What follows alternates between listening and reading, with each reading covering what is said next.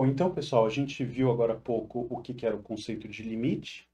Vamos dar uma estendida nesse conceito estudando o comportamento da função quando eu me aproximo do ponto somente por um lado ou pelo outro, tá? Então, a gente, para isso, tem o conceito de ponto de acumulação lateral. Eu vou dizer que um número A é um ponto de acumulação lateral à esquerda se a interseção de um intervalo, de um semi-intervalo com A no extremo direito intercepta o conjunto A com qualquer tamanho que ele tenha, né? Então, A, interseção, o intervalo A menos epsilon A é não vazio, ou seja, à esquerda do ponto A, por números menores do que A, eu vou ter pontos do conjunto A maiúsculo sempre ali, tá?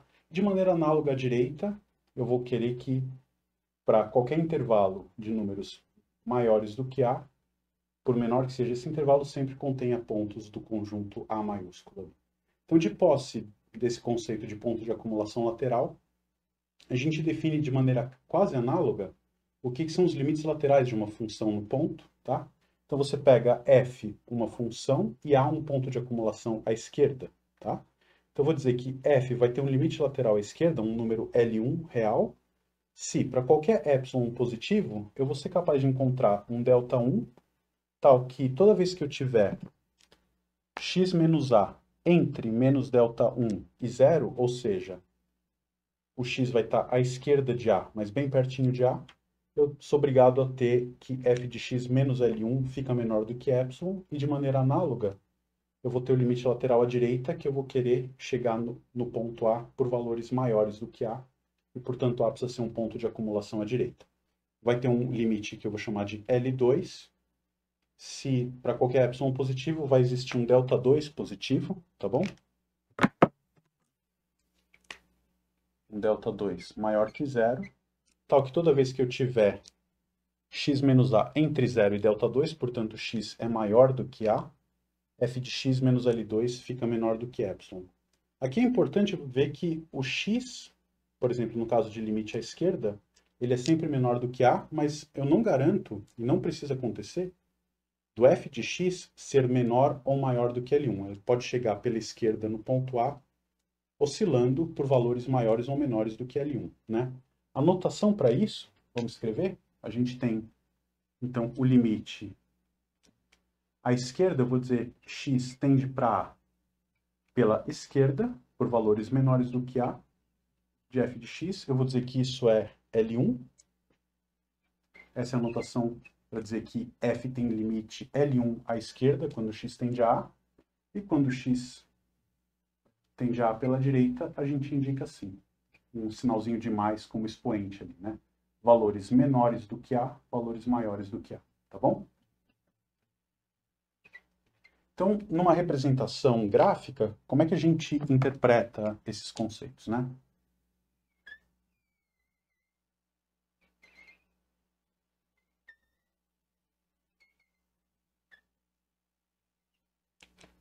Vamos lá.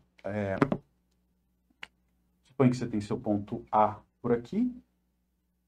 Dizer que a função tem limite L1, eu vou olhar à esquerda, eu vou olhar x tendendo a A por valores menores, né? Então, a função não precisa sequer estar definida no ponto A, mas essa é o avatar, a representação típica de uma situação de ter um limite L1 à esquerda, né? Se você quiser, vou usar aqui um pouco, eu não preciso ter o valor chegando sempre por baixo. Ele pode oscilar chegando perto daquele ponto e dizer que o limite é L2 à direita, uma situação como essa, né? Aqui você tem um valor L2. Então, pela direita, a função se aproxima de L2, pela esquerda, a função se aproxima de L1. E aí, a pergunta natural é, o limite dessa função existe? O limite como a gente viu anteriormente? Parece que não, né? Porque se você supõe que ele é, por exemplo, L1, na hora que eu abro um intervalinho aqui de raio menor do que essa distância, suponha que L1 é diferente de L2. Então, essa diferença é um número positivo.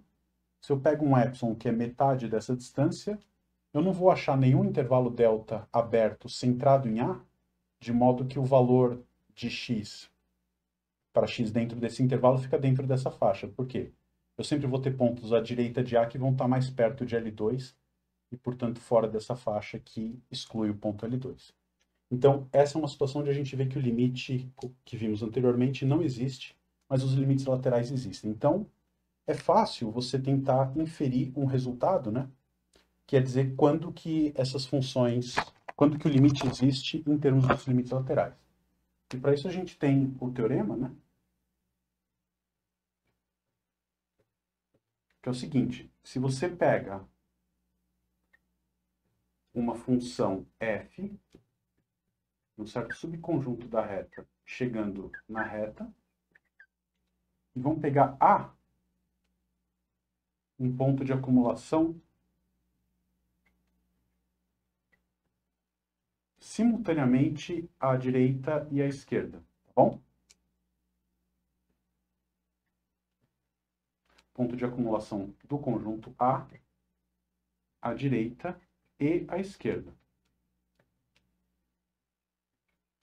Ou seja, eu posso calcular os limites laterais à direita e à esquerda da função f nesse ponto A. Então, nessas condições, a gente vai ter que o limite, quando x tende para A, de f de x, é um certo valor L, se e somente se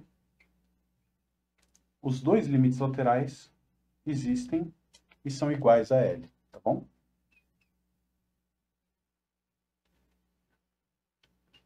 O limite à esquerda da f é L, e esse é também o valor do limite à direita da função f. Ou seja, o que a gente vê nessa situação é o limite precisa, esse L1 e L2 precisam ser iguais para o limite existir sempre, tá bom?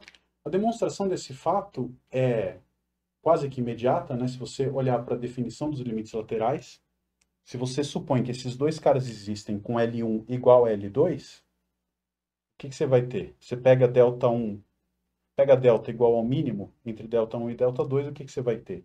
Essas duas coisas valendo ao mesmo tempo, então você vai ter x menos a maior do que zero e menor do que delta, em modo, né? E, portanto, isso vai implicar na definição de limite que vimos anteriormente e vice-versa, tá bom?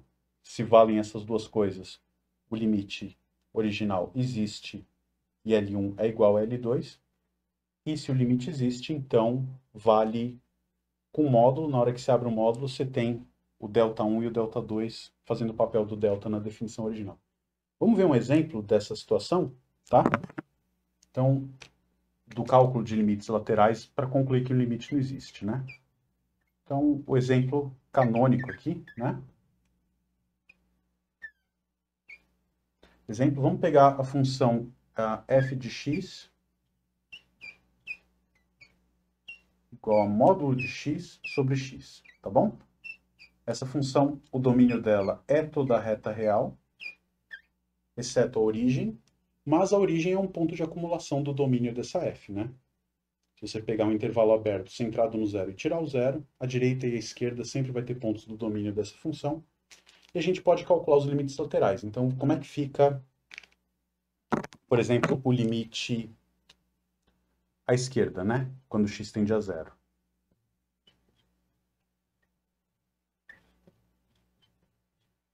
Isso é o limite, quando x tende à esquerda, de módulo de x sobre x.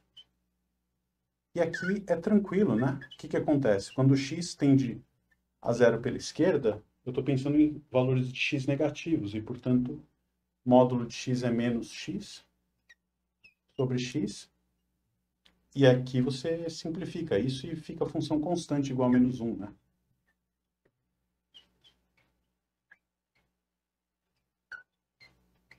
E esse você já viu no cálculo que o limite de funções constantes é o valor da própria função, apesar dela não estar definida na origem, tá? O gráfico dessa função não está definido na origem, mas a tendência é que ele vale a menos 1, no caso aqui tendendo pela esquerda. Quando x tende a zero pela direita, tá? Da mesma função que a gente vai ter é limite quando x tende a zero pela direita, módulo de x sobre x, mas agora x tende a zero pela direita, então x é positivo, e o módulo de x é exatamente x, né?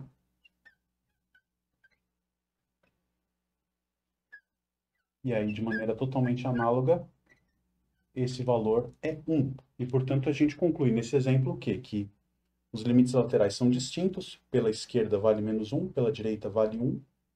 E esse teorema, então, vai dizer que o limite da função não existe, porque os laterais são distintos. Né? Se você olhar o gráfico dessa função, vou fazer aqui rapidamente, ela tem bolinha aberta no zero, como você pode querer dizer. Para x positivo, ela é constante igual a 1. Para x negativo, ela é constante igual a menos 1. E tudo isso que a gente escreveu aqui, essa aqui é uma situação que é retratada por essa teoria, né? Pela esquerda tende a menos 1, pela direita tende a 1, limites laterais distintos, o limite não pode existir. Tá bom?